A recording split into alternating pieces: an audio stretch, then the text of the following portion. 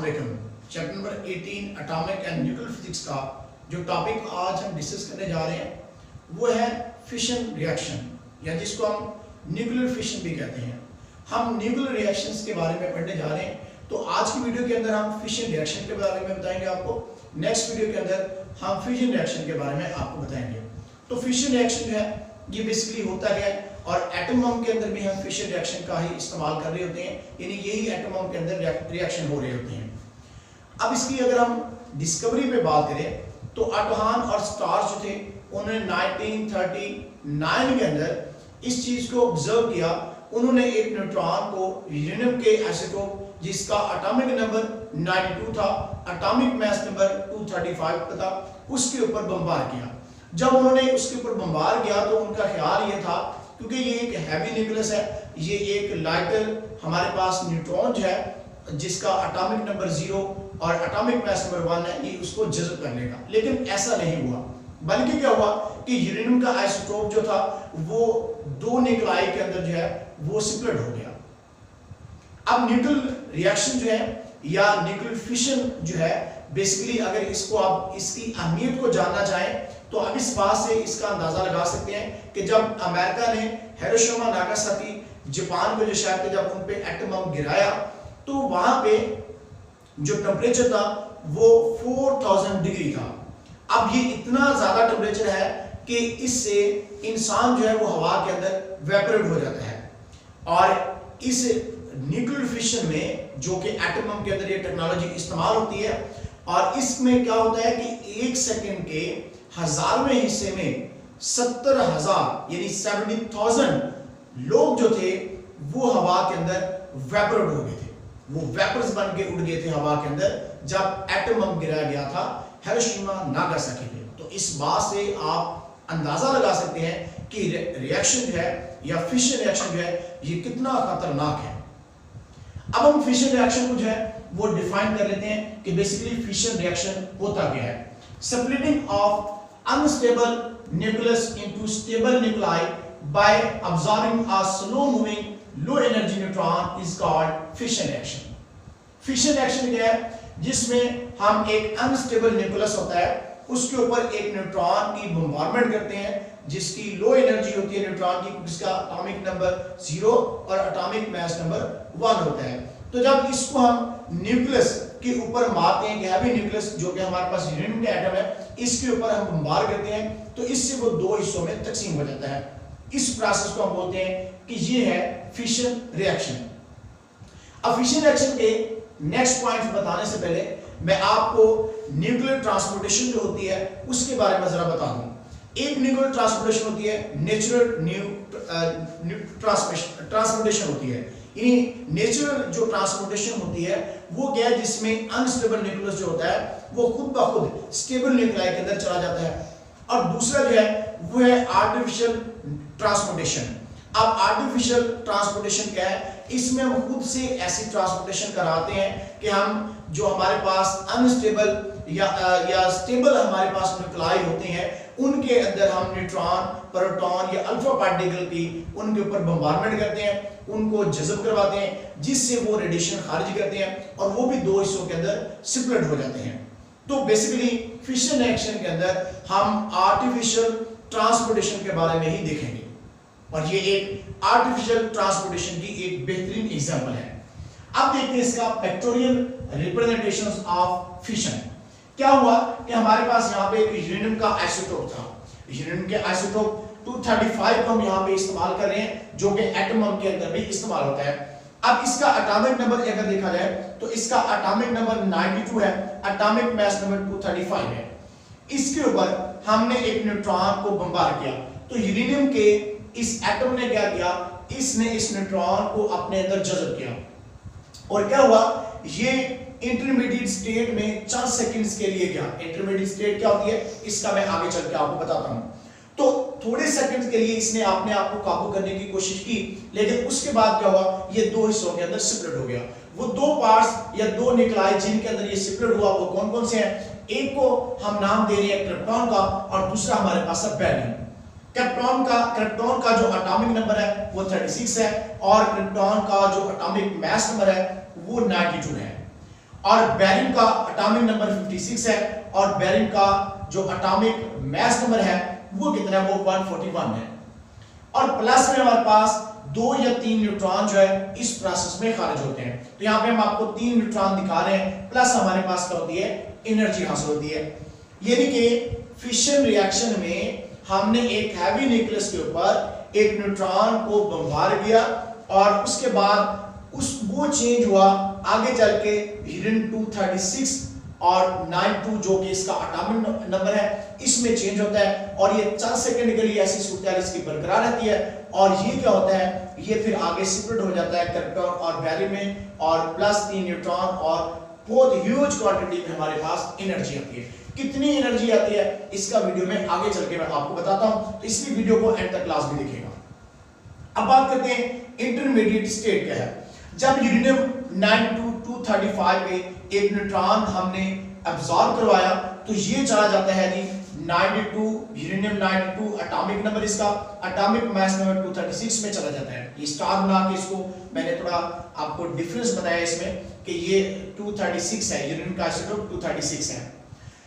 अब जब ये इंटरमीडिएट स्टेट 4 सेकंड के लिए रही तो उसके बाद इसमें फिशन फ्रैगमेंट आ जाती है। आगे चल के बताता हूं फिशन फ्रैगमेंट क्या होती है। यानी डॉटर न्यूक्लियाई के अंदर चेंज हो गया जो कि x प्लस y हमने लिखा हुआ है, प्लस हमारे पास 2 या 3 न्यूट्रॉन जिसको मैं कह रहा हूं, तो यहां पे हमारे पास 3 न्यूट्रॉन है।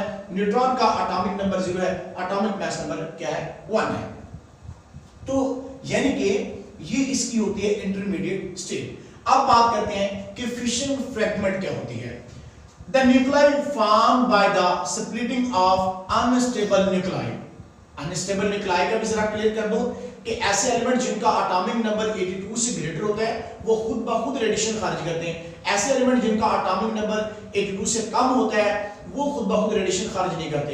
तो ऐसे एलिमेंट जिनका एटॉमिक नंबर 82 से कम होगा उनको स्टेबल न्यूक्लियाई बोलते हैं और ऐसे एलिमेंट जिनका एटॉमिक नंबर 82 से ग्रेटर होता है उनको अनस्टेबल न्यूक्लियाई बोलते हैं। तो यहाँ पे हमारे पास अनस्टेबल न्यूक्लियाई ही बनता है। जैसे यहाँ पे हमारे पास ये था यूरेनियम 230, ये अनस्टेबल न्यूक्लियाई था और ये फिर डॉटर न्यूक्लियाई में चेंज हो गया, यानी क्रिप्टॉन और बेरियम के अंदर हमारे पास चेंज होता है।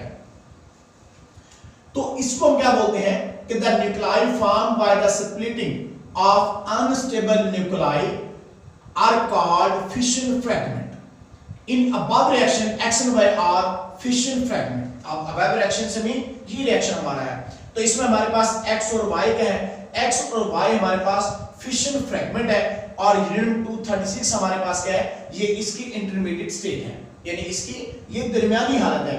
और उसके बाद हमारे पास फिशन फ्रैगमेंट होती है, प्लस हमारे पास क्या है, 3 न्यूट्रॉन आ रहे हैं।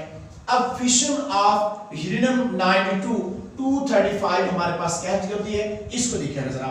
यूरेनियम का हम यहाँ पे एक रिएक्शन आपको दिखा रहे हैं। 92 एटॉमिक नंबर है, 235 इसका एटॉमिक मास नंबर होता है। न्यूट्रॉन जब इसके ऊपर बमबार करते हैं तो इस न्यूट्रॉन को जज़ब करता है। कुछ टाइम के लिए ये किसमें चला जाएगा, यूरेनियम 236 92 में चला जाता है। उसके बाद ये सेपरेट होता है क्रिप्टॉन और बेरियम के अंदर। यहाँ पे बेरियम का एटॉमिक नंबर 56 है और एटॉमिक मास नंबर 141 है। इस तरह से क्रिप्टॉन का जो एटॉमिक नंबर है वो 36 है, एटॉमिक मास नंबर 92 है, प्लस हमारे पास 3 न्यूट्रॉन हासिल हो रहे हैं। यानी फिशन ऑफ यूरेनियम 92-235 हमने आपको दिखाया कि किस तरह से जब यूरेनियम के एटम के ऊपर हम न्यूट्रॉन जो है इसकी बम्बारमेंट करते हैं तो ये क्रिप्टॉन और बेरियम के अंदर जो है वो चेंज हो जाता है। एक फिशन रिएक्शन के दौरान एवरेज 2.47 न्यूट्रॉन जो है वो खारिज होते हैं। अब अगर देखा जाए इस रिएक्शन पे आप गौर करें तो इसमें हमारे पास जो हमारे पास आ रहे हैं 2 न्यूक्लियाई और प्लस 3 न्यूट्रॉन हमारे पास आ रहे हैं। तो 2 न्यूक्लियाई और न्यूट्रॉन का जो मास होगा वो जो हमारे पास कुल मास था न्यूक्लियस का इससे कम होता है। अब ये फर्क क्यों होता है, ये कम क्यों होता है मास, यानी बाद में मास हमारे पास कम क्यों होता है और पहले हमारे पास मास जितना उतना क्यों नहीं होता।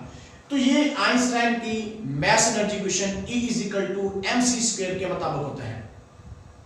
इस इक्वेशन के मुताबिक E = mc इक्वेशन के मुताबिक E = mc² इक्वेशन के मुताबिक हमारे पास जो इसका मैस होता है वो किस में चला जाता है, जो मैस कम हो रहा है बेसिकली वो एनर्जी के इमिट होने का सबब बनता है। तो इसलिए इसका इब्तदाई जो न्यूक्लियस का मैस है, यानी इसका जो कुल मैस हमारे पास पहले था और बाद में जो टोटल मैस हमारे पास दो न्यूक्लाई प्लस न्यूट्रॉन से आता है, वो काम इस वजह से आता है बिकॉज आइंस्टाइन की मैस एनर्जी इक्वेशन के मुताबिक, जो कि E = mc² होती है, उसके मुताबिक वो मैस जो है वो एनर्जी के अंदर कन्वर्ट हो जाता है, यानी एनर्जी के खारिज होने का बायस बनता है। अब energy production in fission reaction. अब फिशन रिएक्शन के अंदर कितनी एनर्जी खारिज होती है? एक फिशन रिएक्शन के अंदर 200 mega electron volt of energy is released in each fission event, यानी हर फिशन रिएक्शन के दौरान 200 मेगा इलेक्ट्रॉन वोल्ट हमारे पास एनर्जी आती है, जो कि केमिकल रिएक्शन से हासिल होने वाली एनर्जी की क्वांटिटी से कहीं ज्यादा है। अब इसको मैं कंपैरिजन करके आपको बताता हूं कि एनर्जी कितनी होती है। When we burn 1 ton of coal, then about 36 multiplied 10⁻9 joule of energy is released. अगर हम 1 टन कोयला जो है इसको जलाते हैं तो हमारे पास एनर्जी आती है 36 multiplied 10⁻9 जूल, यानी 36 के साथ आपको 9 जीरो लगाने पड़ेंगे, इतने जूल हमारे पास एनर्जी हासिल होती है जब 1 टन कोयला जलाया जाता है। आपको ये आसानी के लिए बताता चलूं कि 1 टन जो होता है वो 1000 kg के बराबर होता है। तो इसका मतलब ये हमारे पास 1000 किलोग्राम अगर कोयला जलता है तो हमारे पास 36 multiplied 10⁻9 जूल एनर्जी हासिल होती है। अब हम देखते हैं जो फिशन रिएक्शन के नतीजे में हमारे पास कितनी एनर्जी आ रही है। During fission of 1 kg of uranium 235 about 67 multiplied 10⁻10 joule of energy is released, यानी अगर आप 1 टन कोयला या जो के बराबर होता है 1000 किलोग्राम के उसको जलाते हैं तो आपके पास 36 multiplied 10⁻9 जूल एनर्जी रिलीज होती है। इसके इंस्टेड अगर हम 1 किलोग्राम यूरेनियम को लें तो उससे हमारे पास during fission reaction 67 multiplied 10⁻10 joule of energy release होती है, यानी फिशन रिएक्शन में हमारे पास 1 किलोग्राम यूरेनियम से बहुत ह्यूज अमाउंट ऑफ एनर्जी हासिल होती है। और ये आप इन दोनों एग्जांपल से कंपैरिजन करके भी अंदाजा लगा सकते हो। तो इसका मतलब फिशन रिएक्शन जो है हमारे लिए ज्यादा बेनिफिशियल है। एटम बम के अंदर फिशन रिएक्शन का ही इस्तेमाल होता है, लेकिन अब न्यूक्लियर फिशन रिएक्शन जो है जिसको हमने स्टार्ट किया है, अब इसको कंट्रोल भी करना है। तो इसके लिए अब हम पढ़ते हैं न्यूक्लियर फिशन चेन रिएक्शन। अब न्यूक्लियर फिशन चेन रिएक्शन क्या है इसको बताते हैं। अब देखिएगा जरा यहाँ पे हमारे पास एक यूरेनियम का आइसोटोप था, जब इसके ऊपर न्यूट्रॉन को बमबार किया तो हमें पता है ये क्रिप्टॉन और बैरियम में स्प्लिट हुआ, प्लस में हमारे पास 3 न्यूट्रॉन आए। अब फर्दर जो यूरेनियम के यहाँ पे आइसोटोप्स हमारे पास थे, यानी यूरेनियम के एटम हमारे पास यहाँ पे पड़े हुए थे, तो ये न्यूट्रॉन जो हमारे पास 3 न्यूट्रॉन थे ये उनसे जाके स्ट्राइक करेंगे। ये न्यूट्रॉन इस यूरेनियम आइसोटोप से स्ट्राइक करेगा, इस तरह से ये यूरेनियम एटम के साथ ये स्ट्राइक करेगा। तो इससे फिर क्या होगा, इससे आगे फिर क्रिप्टॉन और बैरियम बनेंगे और अलग से फिर 3 न्यूट्रॉन इससे हासिल होंगे, अलग से 3 न्यूट्रॉन इधर से आएंगे, अलग से 3 न्यूट्रॉन इस तरह से आएंगे। तो यानी इस तरह से ये एक चेन रिएक्शन हमारा स्टार्ट हो जाता है। और बहुत से यहाँ पे जिस तरह से न्यूट्रॉन्स हमारे पास बन रहे होते हैं, इस तरह से बहुत ह्यूज क्वांटिटी के अंदर हमारे पास एनर्जी भी आ रही होती है। अब इस फिशन रिएक्शन को अगर ऐसे ही छोड़ दिया जाए तो ये तो एक बहुत जबरदस्त धमाका होगा, जिस तरह से एटम बम करता है धमाका। तो जब ये बहुत ज्यादा बड़ा ब्लास्ट होगा तो इससे तबाही आ जाएगी।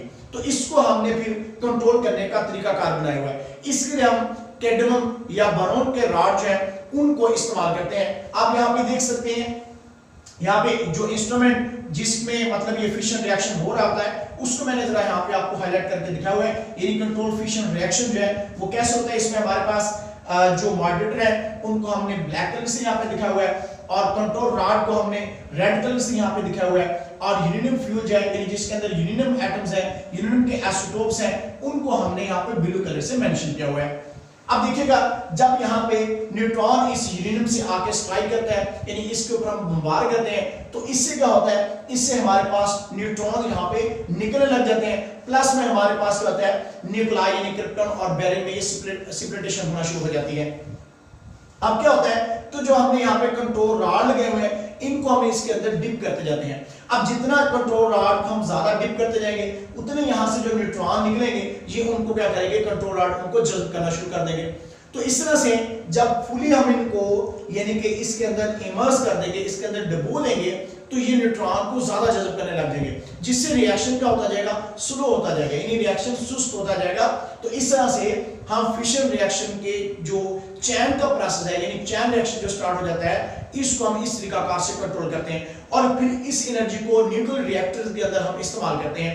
यानी हम अपने कारगर मकासद जो हैं उनके लिए हम इस रिएक्शन को, फिशन रिएक्शन को इस्तेमाल करते हैं, यानी न्यूक्लियर रिएक्टर्स में इस्तेमाल होता है। इससे जो एनर्जी हमें हासिल होती है उससे हम क्या करते हैं, उससे हम स्टीम बनाते हैं, उस स्टीम से फिर टरबाइनें जो होती हैं उनको रन करवाते हैं और इस तरह से हम इलेक्ट्रिसिटी यानी बिजली बनाते हैं और ये हमारे लिए कारगर मकसद है इनका फिशन रिएक्शन का, यानी न्यूक्लियर रिएक्टर्स के अंदर इनका इस्तेमाल होता है। तो इस तरह से हम एक बहुत बड़ी जो तबाही होती है यानी ब्लास्ट होने से बचाते हैं और फिशन रिएक्शन को कंट्रोल वे में हम चला सकते हैं और इससे हम, जैसे मैं आपको पहले बताया, इससे हम बहुत ज्यादा मकदार में एनर्जी हासिल कर सकते हैं। तो इस तरह से हमारा आज का एक बहुत ही जबरदस्त और इंपॉर्टेंट टॉपिक जो कि फिशन रिएक्शन था वो कंप्लीट हुआ। तो आज के लिए इतने, फिर मिलेंगे इंशाल्लाह, तब तक अल्लाह हाफिज़।